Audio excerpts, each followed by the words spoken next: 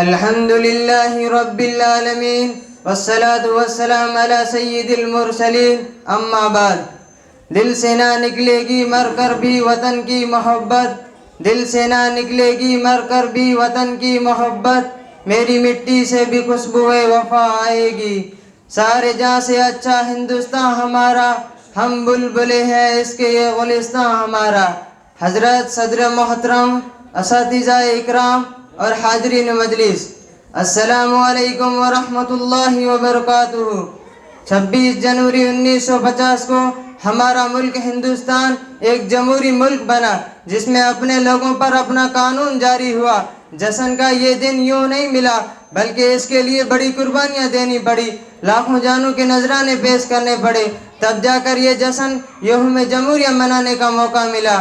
سامعین اکرام، جہانگیر کے دور میں انگریز کا پہلا قافلہ ہندوستان آیا اور پھر آہستہ آہستہ ہوتے ہوتے پورے ملک پر قبضہ جما لیا۔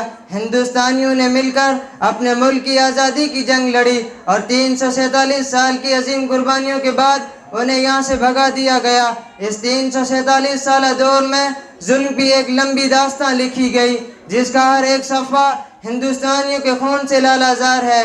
آزادی کے بعد سب سے بڑا اور اہم مسئلہ یہ تھا کہ ملک کا دستور کیسا ہو۔ چنانچہ آئین ہند کے ابتدائی حصے میں صاف صاف یہ لکھا ہے کہ ہم ہندوستانی عوام یہ تجویز کرتے ہیں کہ ہندوستان کے ایک آزاد سماجوادی اور جمہوری ملک کی حیثیت سے بنایا جائے، جس میں تمام باشندوں کے لیے آزادی اور احترام کو یقینی بنایا جائے۔ 26 جنوری یوم جمہوریہ کے جشن کے موقع پر ہم سب یہ عہد کریں کہ ہم سب آئین کا تحفظ اور جمہوری اقتدار کی پاسداری کی کوشش کریں گے۔ مذہب نہیں سکھاتا آپس میں بیر رکھنا، مذہب نہیں سکھاتا آپس میں بیر رکھنا، ہندی ہے وطن ہے ہندوستان ہمارا۔